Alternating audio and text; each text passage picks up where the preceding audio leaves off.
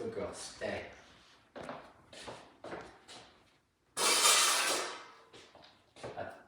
That's probably going to be a hole. Yeah, sit. Good girl, stay.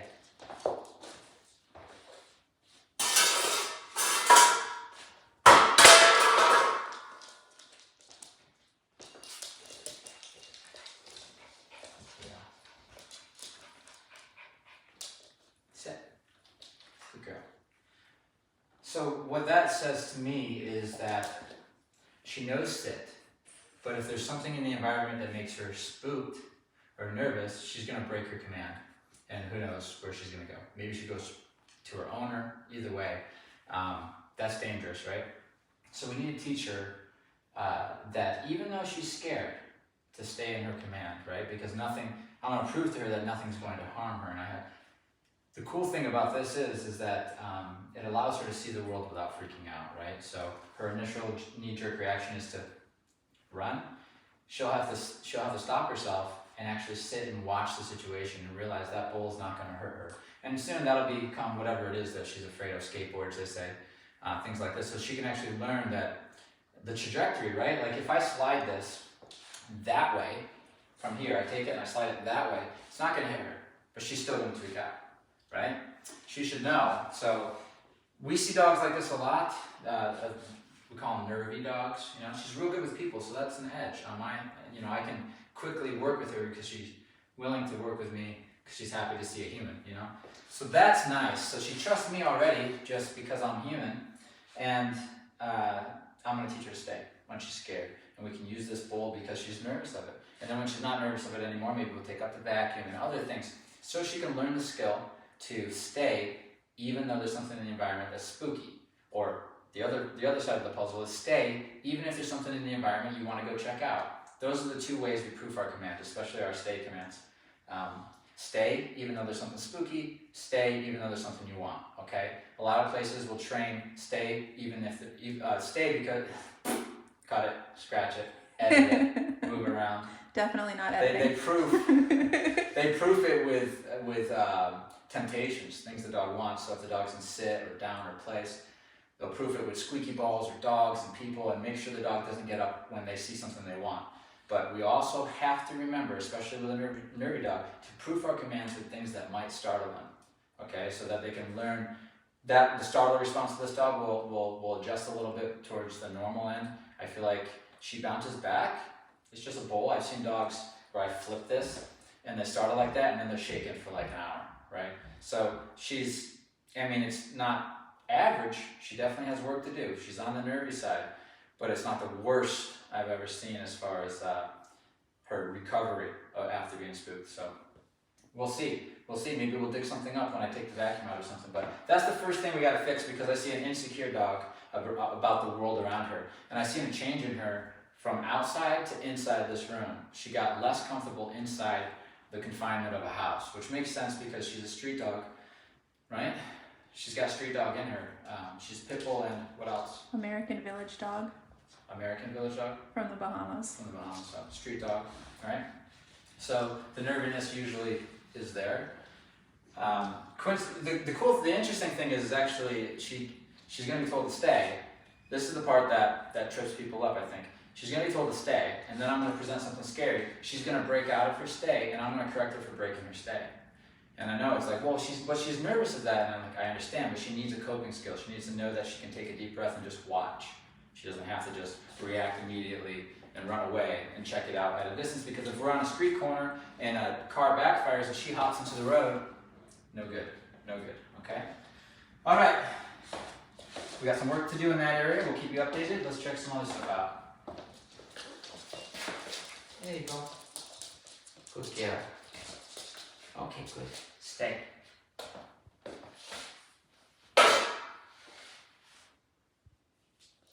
Very good.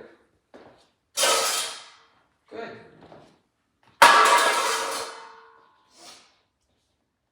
Good. That was beautiful. That was it right there in a nutshell. Pressure's on. Good girl. Pressure's off. Nice work. holding her accountable for that stay, even though this is spooky. Good girl, yeah, this is definitely some areas that, some holes that need to be filled. Yeah, she's gonna feel great once this is where it needs to be. No. That's a very good girl. She's definitely smart though, we noticed already too. Good girl. That's a good girl. Good job, very nice. Wow, scary stuff. Whoa, good. Wow, this is nice. Yeah, hey, look at you. You're doing good girl. Very good girl. Very nice. Wow. Nope.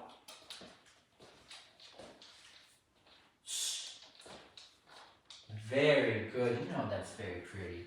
That's so nice. Wow.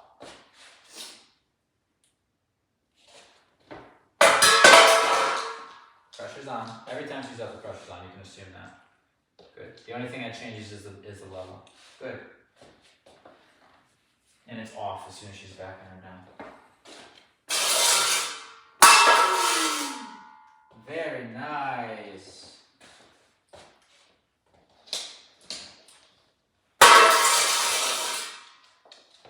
Pressure's on. Good girl. Stay. That's why I'm not using sit her down, I'm using stay, so that she can choose.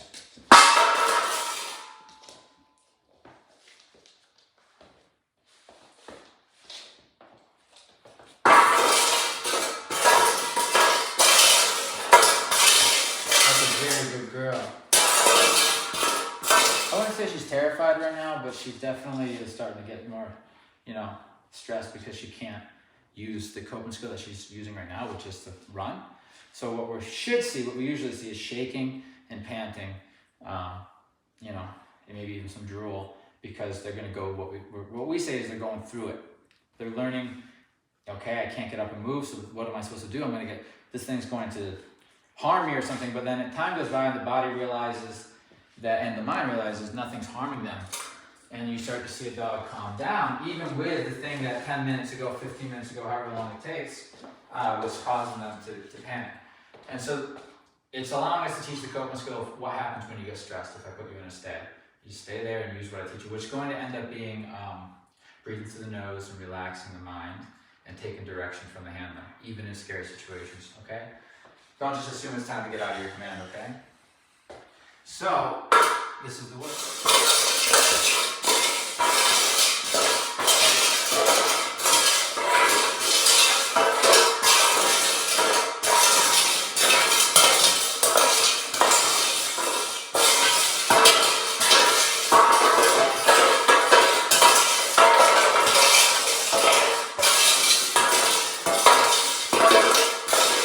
This is probably going to get annoying to the viewers because I'm going to do this for a little while.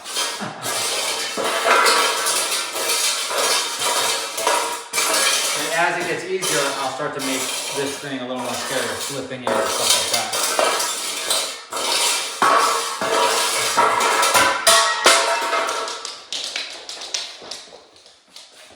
Stay.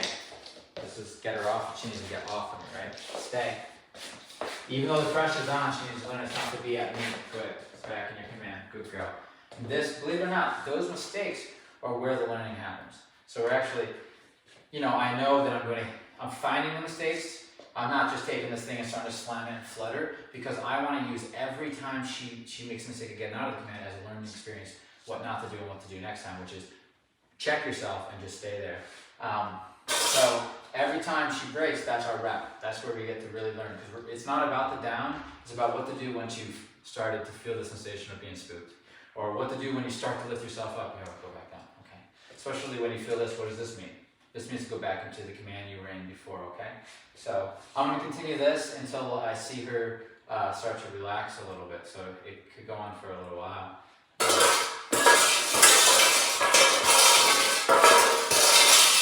transfer right to the skateboards, right to anything she's nervous about. She will use it everywhere. We're getting the skateboard today. What's that? Gabby's gonna give us her skateboard. Oh, awesome.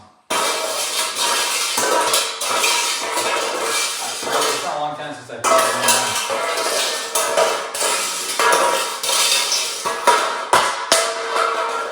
Oh, good. That was magnificent. Good girl. That makes me happy because look, she made the mistake. I was on it with the pressure. As soon as she went up, she felt that pressure. Her mind said, go back to the down. That means those are the mechanics we have. We have the mechanics to be able to start using this now and using other things other than the bowl, because the bowl will get to the point where it's not scary. But those are the mechanics. I start to startle. I feel the stem. I relax. Okay, that's the beginning of it. So that rep right there, very good. She did amazing. Before what she was doing, she was feeling the stem, but she was running away, so running up to me, going behind the curtains there, right? So.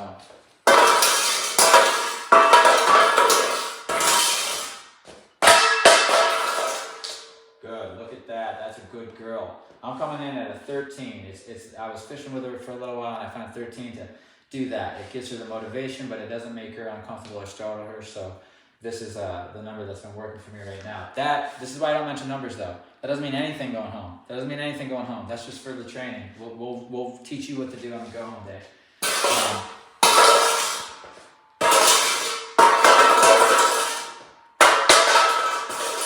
Good girl. Back down to the lower number. Why I went higher with the pressure? Again, this is nothing to do with the dog going home, but the trainers were watching. Because she chose to run away, so that the numbers went a little higher, so it punished the thought of running away. Every time I do that, she's less likely to choose running away because it never works out. But staying there does work out, and so that's what we're doing. So every rep, every time she makes a mistake, that's our rep.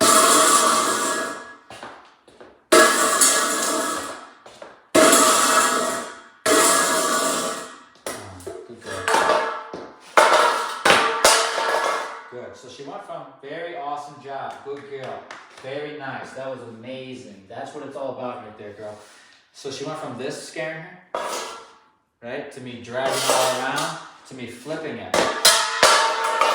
This is the last part. That's the one that's getting her. But the last rep, she did well. So this flip, which is what I use when I'm hopping dogs like this, because it works like a charm. It's not gonna hurt her though. That's what the beauty of this is it's not gonna hurt her.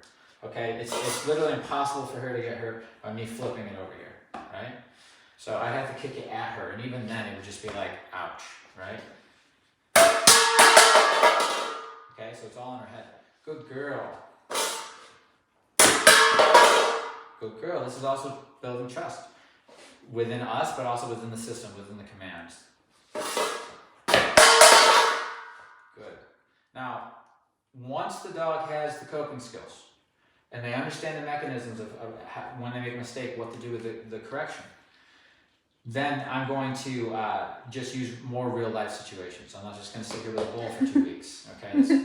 But this is allowing me to teach her what she needs to know before we get out to the skateboards and all this other stuff, out in the community.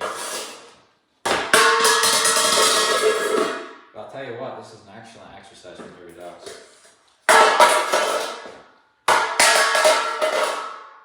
I mean, look at the stress it's causing. I'm just flipping a bowl. And I know it is loud, it's not comfortable, but our dogs aren't having any problems with it. They're just like just another noise. Okay, so we definitely see where we need to work. Good girl. That was like 3 in a row. That was a good girl. Give her a pat. Good job. That was amazing. It was a good girl. Trying to reward her, but not have what she's gonna learn if she gets out of her. When I reward her and I say, good girl, it doesn't mean to get out of your command. Only if I say break, the release word. Or if I give a different command, like recall. Praise shouldn't mean that, okay, now it's over. It means, no, I like what you're doing, keep doing it. Yes, keep doing that. Good. A lot of dogs come in here thinking when you say, good, it's time, it's done. It's overtime. That's because when we train things, we're like, sit, good. And we're like, okay. And then they get up and So they associate this with, just hop up. Good girl. Yes. You see that clap gesture? That's another thing. So that would be proofing her with something that she wants. So if I had Julie sit here and just start clapping saying good girl, she would break her down until she wants to go over to Julie. And that's a different avenue to tackle the stay commands. Don't run away from the things that you're afraid of. Covered that. We're going to be on that. And don't leave your command and run up on the things you want to go up on. Not while you're in command. I mean, preferably not even when you're out of command, you know what I mean? Unless you're given permission. That's the ideal way. Alright? So, I mean, you can see a little bit here.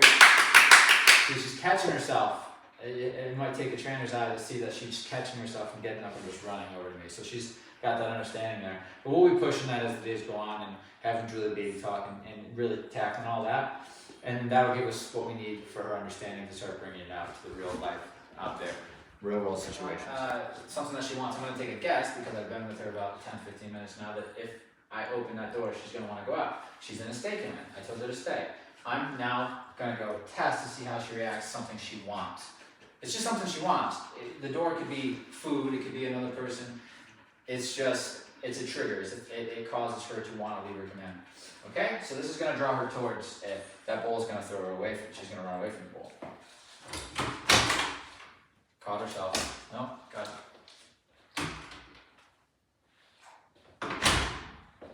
I'm going to readjust her because it's harder with a back turn. Yeah. Okay. Smart girl. Good girl. Stay.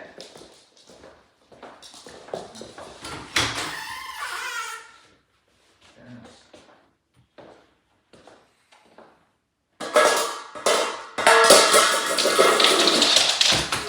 Yeah.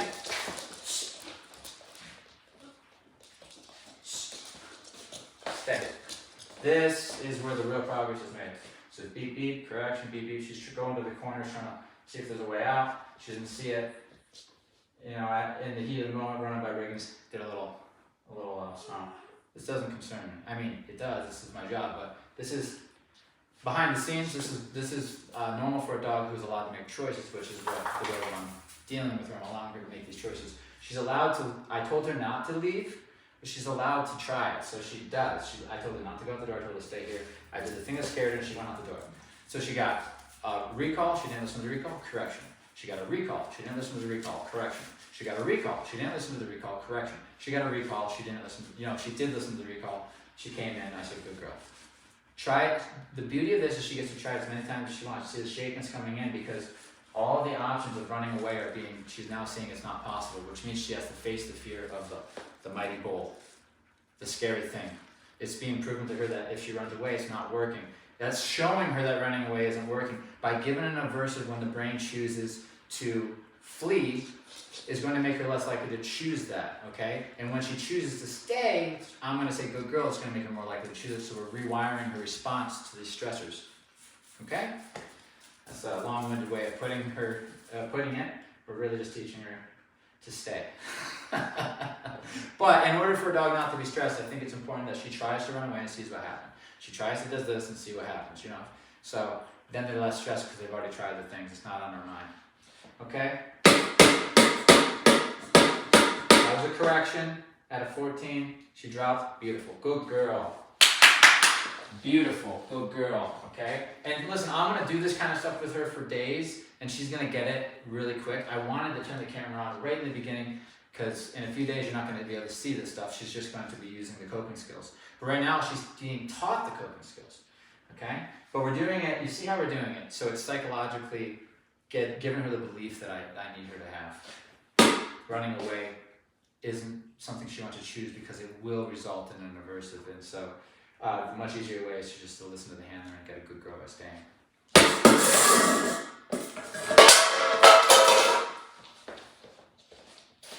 Stay. Again, I'm not worried about I'm not worried in this style of training when I transfer to doing this kind of stuff like this without holding on to the leash. Part of my worry was I didn't have a leash to make sure they didn't get very far. But I noticed that if I just stay consistent, I'm not worried about the very sloppy reps where she runs around the room and then ends up back there. They end up going away, okay? But you have to have a safe environment, which I do. These dogs are my dogs. They're not training dogs. There's nowhere she can go out there. There's nowhere she can go in here, but it feels like she can go. She can go out that door. She can go in that door. she tries it, you know. Good girl, that's the one. That's the one. Yeah, that's the one. Wow, and I know that's hard. But I hope you can see what we're doing here. Wow, and you know, we've really upped it because we're doing the flip, which is the thing that's really getting her to spook. And we have an open door right there where she feels like she can flee, right? Good girl. Very nicely done. But you see, watch the head, watch her wave her off and watch her look at the door and think about it. And that's where the stress is.